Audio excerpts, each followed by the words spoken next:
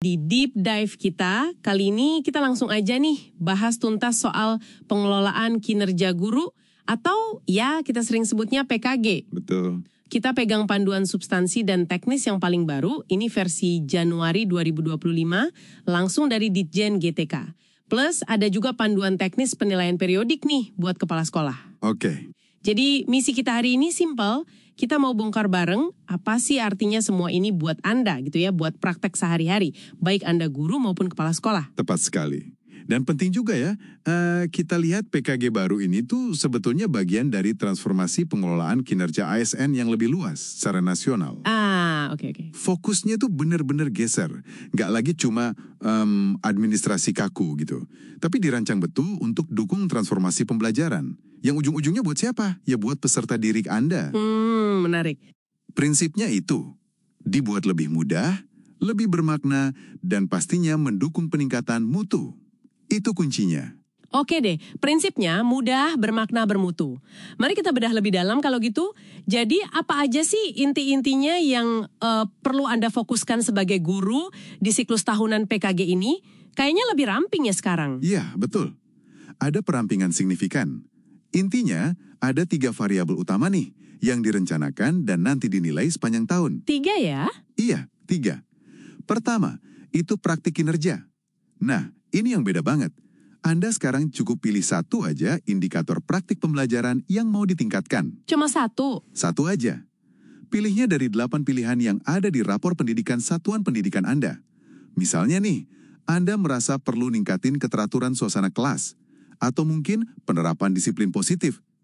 Pilih yang paling pas aja sama kebutuhan Anda dan siswa. Lebih tajam ya berarti. Terus gimana proses nilainya? Nah, prosesnya ini dibikin lebih dialogis. Jadi ada siklusnya. Mulai dari diskusi persiapan dulu sama atasan, terus nanti ada observasi kinerja pas Anda ngajar. Diobservasi ya? Iya. Habis itu, ada diskusi tindak lanjut. Nah, dari diskusi itu, Anda lakukan upaya tindak lanjut, terakhir ditutup dengan refleksi tindak lanjut. Oke, siklusnya lengkap. Yang penting dicatat, yang dinilai itu bukan semata-mata hasil akhirnya bagus atau enggak, tapi lebih ke upaya Anda. Gimana Anda berefleksi, mau belajar apa enggak, terus ada perubahan praktik enggak setelah itu. Prosesnya itu loh.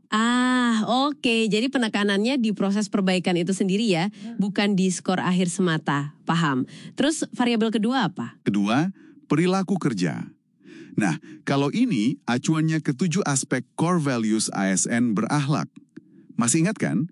Berorientasi pelayanan, akuntabel, kompeten, gitu-gitu. Iya, berakhlak. Nah, untuk tiap aspek berakhlak ini, Anda cukup pilih satu aja fokus perilaku spesifik. Yang mana nih yang mau Anda tingkatkan, yang mau Anda wujudkan dalam kerjaan sehari-hari? Oh, satu fokus perilaku per aspek berakhlak. Ini juga jadi lebih spesifik dan lebih keukur rasanya ya. Oke, terus yang ketiga, soal pengembangan diri. Yang ketiga, pengembangan kompetensi. Mirip kayak yang tadi, Anda pilih satu aja indikator kompetensi dari model kompetensi guru. Misalnya, Anda mau fokus di pembelajaran efektif. Satu juga. Satu juga. Dan yang ditekankan di sini, ini penting, bukan lagi soal ngejar-ngejar poin atau JP minimal dari ikut pelatihan. Ini dia nih. Bukan itu lagi fokusnya, tapi lebih ke relevansi kegiatan pengembangan yang Anda ikuti. Dan yang paling penting, kualitas refleksi Anda setelah ikut kegiatan itu. Gimana sih hasil belajar itu ngubah cara Anda ngajar atau kerja? Dampaknya apa? Nah, ini nyambung ke isu yang paling ramai dibahas nih, yang pasti Anda rasain banget nih. Bener nggak sih nggak ada lagi kewajiban unggah-unggah dokumen bukti kayak RPP, sertifikat, ke PMM? Betul sekali. Terus gimana akuntabilitasnya dong? Itu dia. Ini perubahan besar buat ngurangin beban admin Anda. Jadi gini, untuk dokumen akuntabilitas, itu kan kayak KOSP, rekap kehadiran, surat tugas, ya dokumen-dokumen yang emang udah ada aja di sekolah. Iya, biasanya udah ada. Nah, nanti itu kepala sekolah cukup mengkonfirmasi aja ketersediaannya di akhir periode nanti. Konfirmasinya di luar sistem PMM.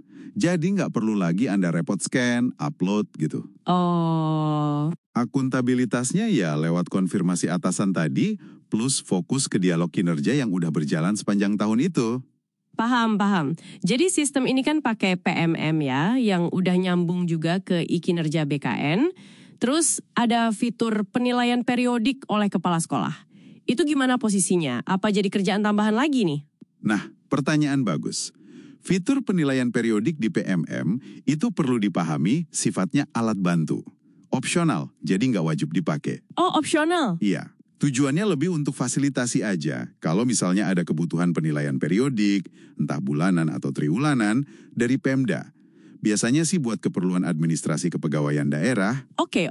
Di fitur itu, kepala sekolah bisa lihat semacam rating default kinerja Anda, mungkin ditarik dari aktivitas di PMM juga, terus beliau bisa sesuaikan rating itu berdasarkan observasi atau catatan beliau, kasih umpan balik, dan kalau memang diminta Pemda, ya bisa dikirim ke e-kinerja BKN. Tapi itu bukan penilaian utama ya? Bukan, itu sifatnya pendukung aja. Siklus utama PKG yang jadi dasar penilaian akhir tahun, ya tetap yang siklus tahunan tadi, yang diskusi, observasi, refleksi itu. Oke, jelas sekarang posisinya.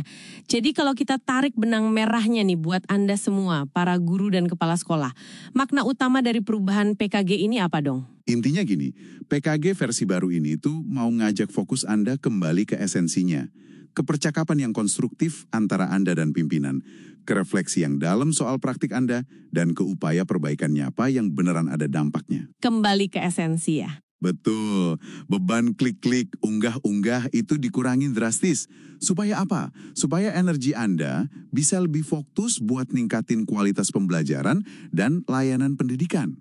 Semuanya dirancang biar lebih nyambung, lebih selaras, dukung transformasi pendidikan nasional kita. Jadi kesimpulannya jelas banget ya, PKG ini tentang pergeseran fokus dari yang mungkin dulu kesannya cuma centang-centang administrasi, sekarang jadi lebih ke proses belajar Anda sebagai pendidik dan dorongan untuk peningkatan kualitas yang terus-menerus. Iya. Dan PMM di sini posisinya jadi kayak wadah gitu ya untuk dialog dan refleksi antara Anda dan atasan. Tepat sekali.